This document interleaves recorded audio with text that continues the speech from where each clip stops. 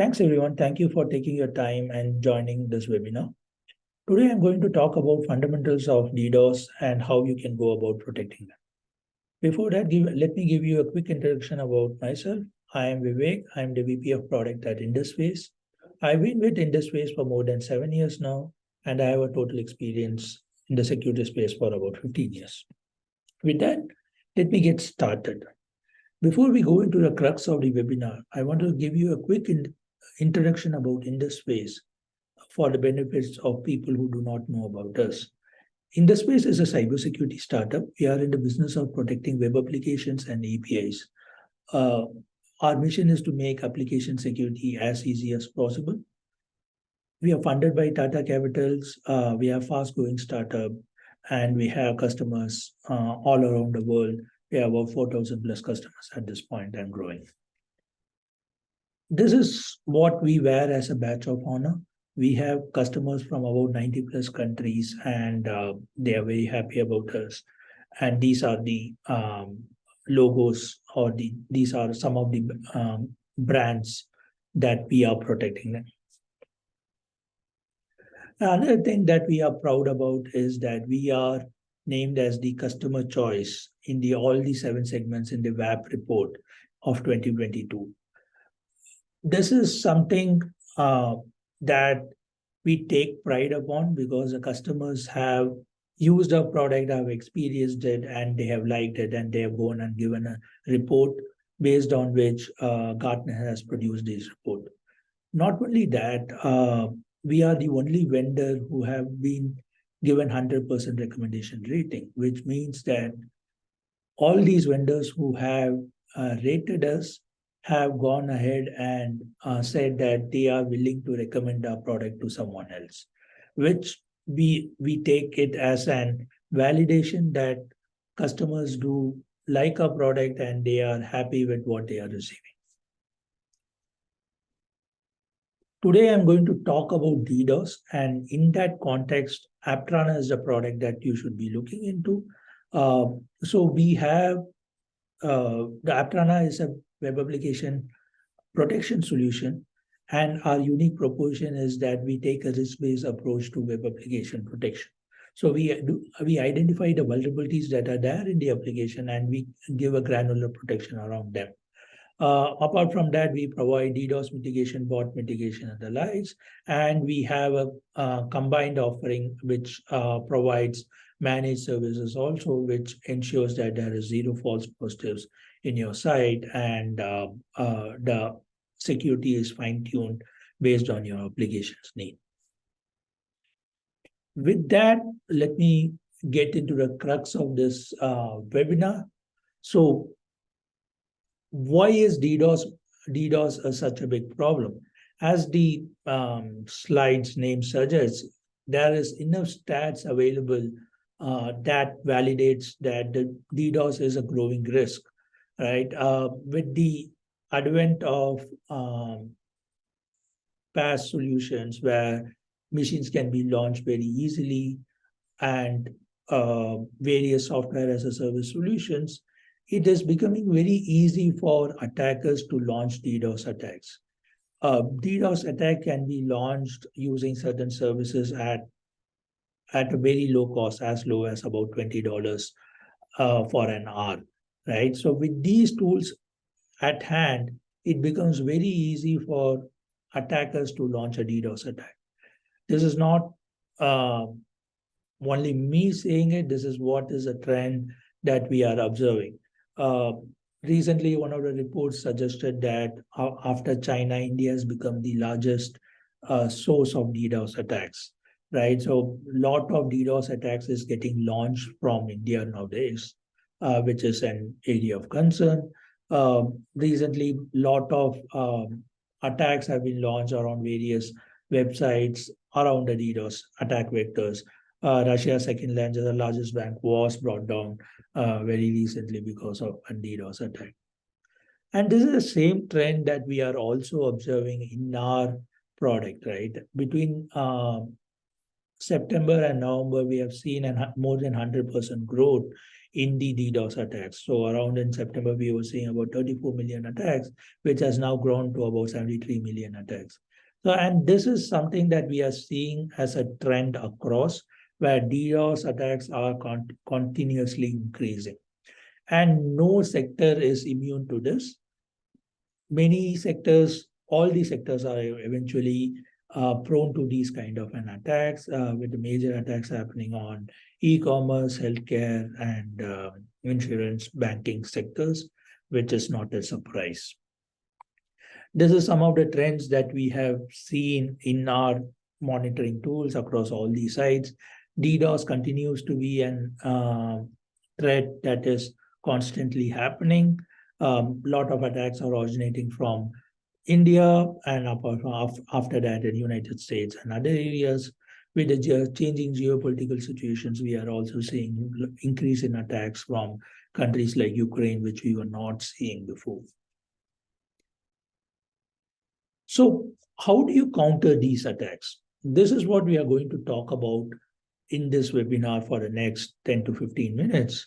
I'm going to cover about what are the different types of attacks, what is a DOS, DDoS, what are the different types of attacks that can be launched, what is the limitation that is around in the current approaches which many of the vendors take, or the various solutions that are available in the industry, what we think is the ideal solution, how a DDoS solution should work, and then I will also give you a quick demo about how AppTrana approaches this problem, and finally we'll open for question and answers. So what is a DOS and a DDoS attack? So as the name suggests, DOS is denial of service and DDoS is distributed denial of service.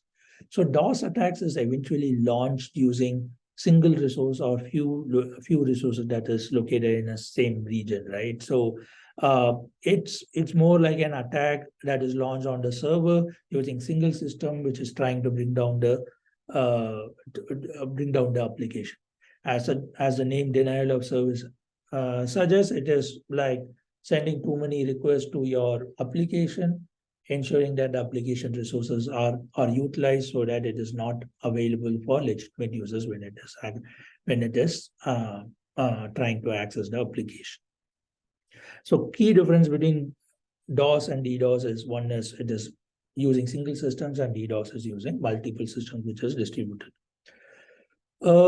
When it comes to DOS, it is generally an attack on the taking advantage of the weaknesses in the protocol, generally trying to use one resource to make havoc in the application or on multiple resources. So for these things, you need to exploit the protocols, and that needs to be done like some kind of an amplification attacks and the likes, which generally is more easy to detect and protect against.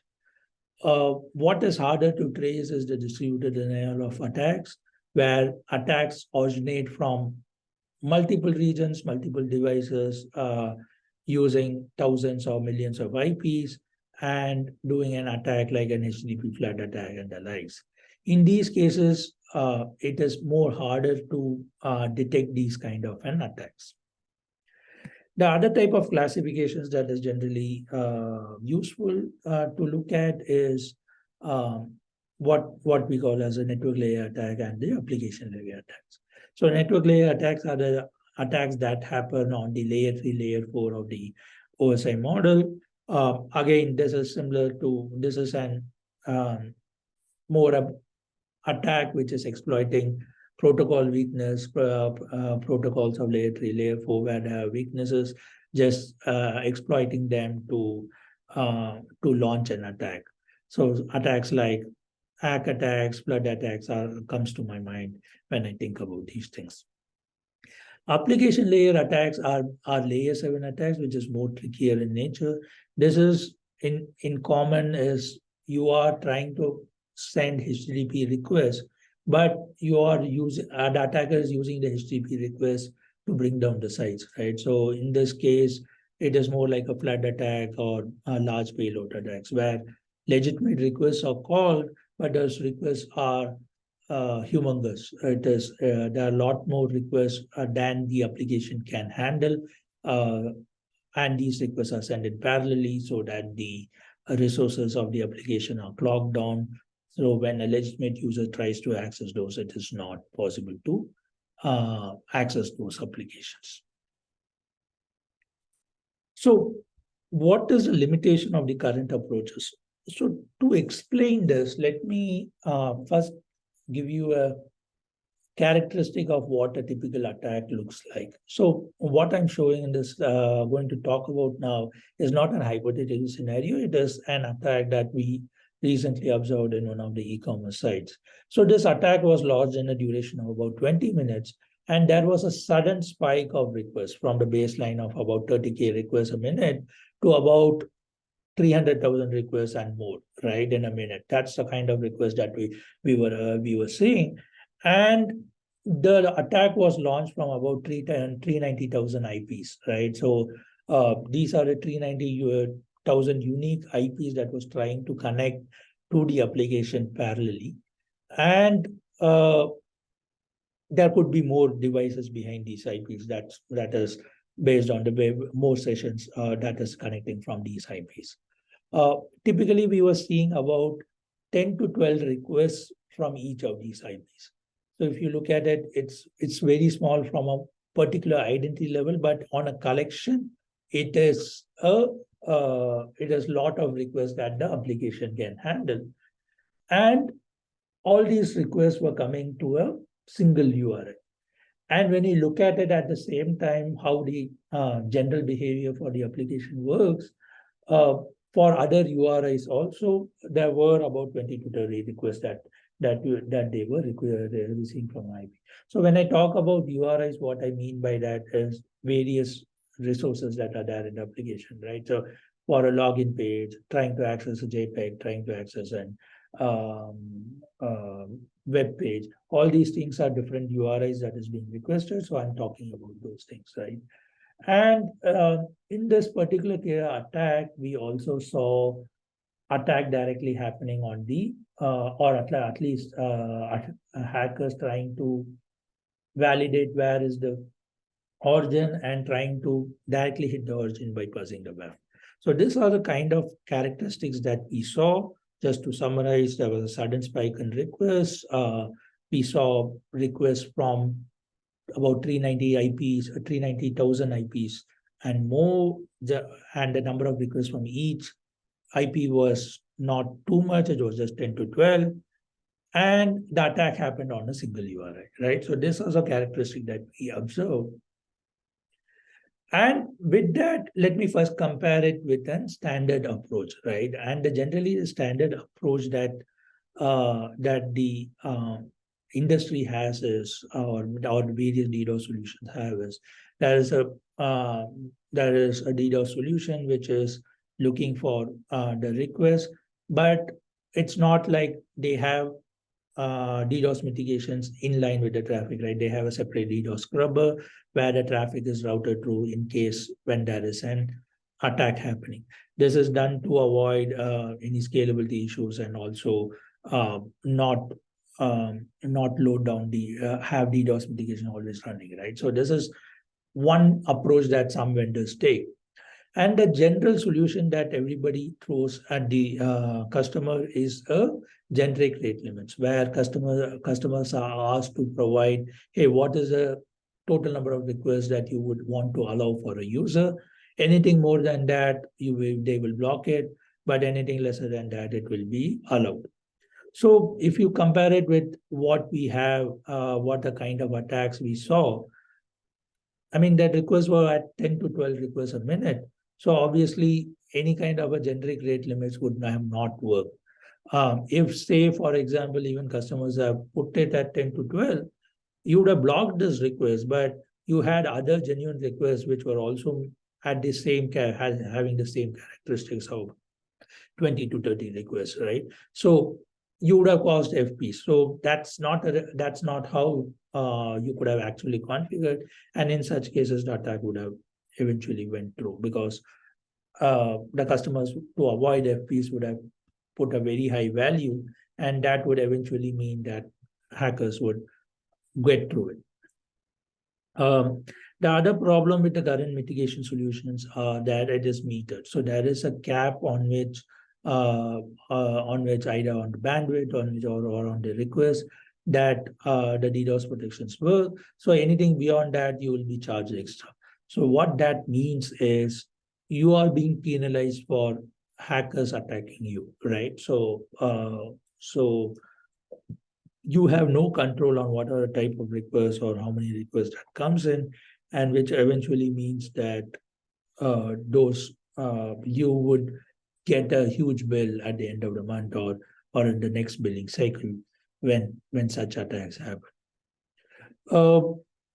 Another problem with the current mitigation solutions are that it is they take a one-size-fits-all approach where they give standard cookie-cutter solutions, and then they expect customers to fine-tune it and tweak it, right? And when it comes to very sophisticated attacks like what we observed, you need your vendors to act as an extended security arm, providing security advisories on how to thwart these attacks, which is generally not provided, which becomes a challenge. And finally, depending on which solutions that you're looking at, they would analyze a request that is coming into the through them, but they do very limited. They do provide very limited capabilities around how to protect against the OJ. So these are the limitations that we see. And when such an attack that we typically see in the case of DDoS attacks, these limitations would mean that these attacks are not blocked effectively, right? So what should be a typical solution should look like? So as I see it, and as we look at any DDoS solution, how we expect a DDoS solution to work is that first, it should be able to scale very effectively. It is so it should scale seamlessly through any number of requests that is coming in. This is required because you need to first observe the request that is coming in. The solution should observe the request without it going down. If not, what would eventually mean that the solution goes down, so all the traffic inline is dropped, which means the attacker has succeeded, right? So the first step that has to be done is you have to observe the request, the architecture has to scale. Then once it is observed, then analysis has to be done. And in these cases, in the case of DDoS attacks, looking at one request in isolation will not provide you any attack patterns, right? It could be a legitimate request to an origin, to an JPEG, to a home page, to a login page. So, right? So these things in isolation does not look like an attack. But all of a sudden, you are seeing multiple requests for these resources, and collectively looking at the behavior of the resource, behavior of the users, you have to decide whether it is an attack or a legitimate pattern, and then allow it, right? So this is how a typical DDoS solution should work. It should scale first, observe the request, analyze it, and then allow only legitimate requests to the origin. So one, it should scale seamlessly. So that has to be taken care of, and it is paramount. The DDoS protection should be inline so that it can look at all the requests in real time and take corrective actions. It should not be an on-off kind of a situation where when there is some kind of a DDoS observed, then you switch it on to do corrective actions, right? So then it is either too late or it is not ineffective, or you end up adding latencies when such things happen. Then the next part is about how do you analyze, right? And as I talked about in the last slide, you cannot just rely on generic rate limits, right? You need to be able to understand the behavior of request that is coming in, and based on the behavior of the request, determine whether a DDoS is happening and then block it, right? So what I mean by that is understand the behavior of how the users are typically accessing the site. What is the typical baseline looks like? they generally make 10 requests a minute, 20 requests a minute, whatever it is, right? And the protection should be around the behavior of the site, and it should be more granular. It cannot be very generic in nature. You have to be at a granular level. So typically, there would be only few requests to a login page, about 3 requests from a user. But to an home page, that could be 20 requests or 100 requests, depending on how the application is working. And whereas to a checkout page, again, it will be lower. So there should be different granularity controls that should be available to configure and protect these critical resources granularly, so that there is so that the protection works effectively. Finally, there is a need to take customers' interest in mind when the solutions are built. One, it should be unmetered. At least they should not be penalized for attackers attacking them. So legitimate blocks should not be charged. And there should be support to the customers, where when there are sophisticated attacks happening and the out-of-box policies are not working, the security vendors should act as an experts and provide advices and customized policies to thwart these attacks. And there should be a mechanism to get through these things, right? So that's eventually how a solution should be built to block the kind of DDoS attacks that we are seeing in the current age. So with that scenario set on how we think a solution would work, let me now jump into how AppTrana goes about providing a solution for such kind of a DDoS attack. So I'm going to give you a quick demo about how we provide a DDoS solution. This is our client portal. I'm not going to go into the details of the portal, but this is how the entire portal works. And in this case, I'm talking about so this is our portal, and this is one of the sites that is protected by AppTrana. Before I go into the details, this is like the trends of the DDoS attacks and how the DDoS attacks are happening. But before I go into it, what I'll talk about is how we go about providing a DDoS protection, right? And our DDoS protection is, we are calling it behavioral-based DDoS protection. And the reason why we call it is we don't ask customers to give a static rate limits, right? Instead of that, we tell the customers the behavior of the site. We tell them how the typical behavior for your application looks like. So for example, here, we are saying that, hey, this is the trend that we are seeing. The maximum number of requests that we are seeing from an IP in the last 7 days is about 15 requests a minute. This is across the entire application.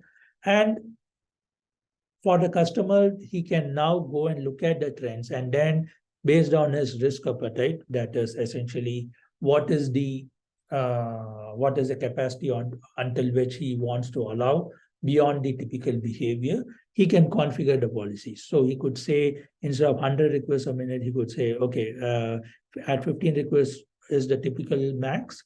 Okay, let me configure it at 200%, right? So at 200% of max, he will start you are configuring a policy that, okay, now start taking corrective actions. The corrective actions could be block, it could be just notify me, or it could be show captures, right? So there are various corrective options available. And what is the duration for these? All those things can be configured. So the advantage here is that now instead of asking you a static rate limit, saying that, hey, what should be my rate limit? And you providing a static value, you're giving a policy, or you're configuring a policy based on your risk appetite and the behavior. So now as the behavior of the site gradually changes, so because of the change in application, or because your business is improving, or you're suddenly doing some kind of marketing campaigns, there are a lot more requests coming to your application. Now, so today my max is 15. Tomorrow, as it gradually increases and 20, it is still below my 30 max, right? So I would have allowed these requests. But my next day's max is actually 40 instead of 30. And as it gradually increases, it will gradually, as the traffic gradually adjusts, these policies will automatically fine-tuning it based on the behavior of the site, eventually making that we adjust to the behaviors of your application, right? And providing a more granular protection instead of giving a very high rate limits and then getting and allowing legitimate attacks to get to. Right, so this is how our behavioral-based DDoS policy works. We have 3 sets of policies that we give by default. One we call as the host-based policy, which is just looking at the total number of requests that is coming to the host, and then telling them and allowing you to set policies around that. Then we have it at an granular levels, at an IP level, how many requests are coming, and then at the session level, how many requests are coming, right? And again, in all these cases, it is a behavioral based, where we tell you the behavior of the site, and then we create policies around the behavior of the site instead of asking for a static rate limits. Not only that, we also provide granular controls at an IP level, at the IP URL level, at a session level, which eventually means that for critical assets like a login page or like a checkout page, you could configure more granular protections. So typically you might be getting about 100 requests a minute for your entire application, but from an IP. But for an login page, you might not get more than 3 requests a minute or 5 requests a minute. So you can provide a granular control. And again, this is a behavior based. So you can look at the behavior of what is the typical user behaving like in the last 7 days trends, and based on your risk appetite, configure the policies. So this will provide you a more granular control at a URI level instead of providing a very generic controls, which is something which is, again, this is something unique to us, right? And then when the policies trigger, you get to analyze all the attacks, what is happening and where the attack is coming from and all those things. So this is how a behavioral DDoS protection looks at a glance, right? So we have certain system-defined policies, which is automatically configured when an application is onboarded, and it gets adjusted based on the behavior of your site as we learn from the traffic. And more, there are granular controls that is provided to the customers to create granular policies also. So you could create policies at a URI level and also at a session level and also at a geo level, right? So this is how we are continuously enhancing our protection. And the best part about it is not just configure and leave it, right? So when it comes to, say, the host-based policies, the host-based policies is designed such that when there's a sudden increase in the number of requests that is coming to your application, then you are notified, and our managed service team is also notified. This is done because no matter how granular controls you put in, there can always be sophisticated attacks like the one I explained for the when I talked about the typical use case or the characteristics. There could be sophisticated attacks that is coming in, which could go still under the radar even if you have configured granular-based policies and behavior-based policies. So in such cases, there is a notification that comes in, and then based on the notification, our team analyzes the request, and then they send a quick update to the customers, telling them, hey, this is a typical trend that we are seeing. We are seeing a sudden increase in requests, but the analysis is that this is coming from these IPs, these URIs, these user agents, and the likes. And then we give recommendations around how this can be blocked by the combination of these patterns, which when applied will quickly block any sophisticated attacks. So what would have taken days or even the application going down, in these cases, it would be immediately notified. And then our managed service kicks in, and the proper analysis is provided on request, and recommendations is also provided, which eventually means that we don't let customers suffer in the dark, right? Instead of that, we give you the analysis, we give you the recommendations, which eventually would help you protect against any kind of sophisticated DDoS attacks. And we are constantly building on our protection solutions, and we are looking at ways to automate these recommendations and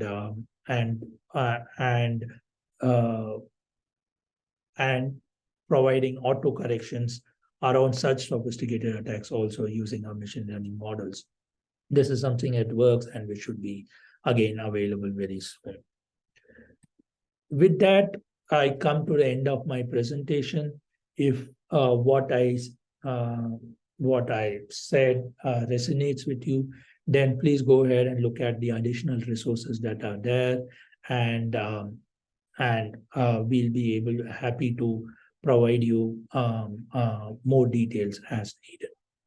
So just to summarize, DDoS attacks, or the DDoS as a risk vector, is here to stay.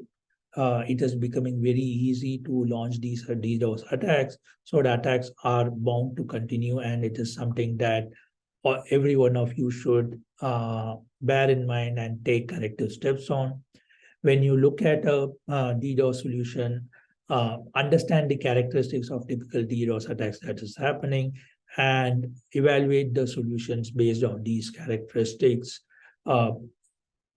Ideally, you would want a solution which is highly scalable, which is able to observe a lot of requests, and then be able to properly analyze these requests on the behavior basis and decide whether it's a DDoS attack or not. And finally, you would need a solution, not an product. So you would need the security vendors to provide you security advices when there are sophisticated attacks happening, so that those attacks can be eventually blocked. So evaluate the solutions around those. And if what I showed about AppTrana sounds interesting to you, do reach out to us. We'll be happy to discuss with you more in details. With that, I'll end the presentation, and I'm open for questions at this point of time. Thank you.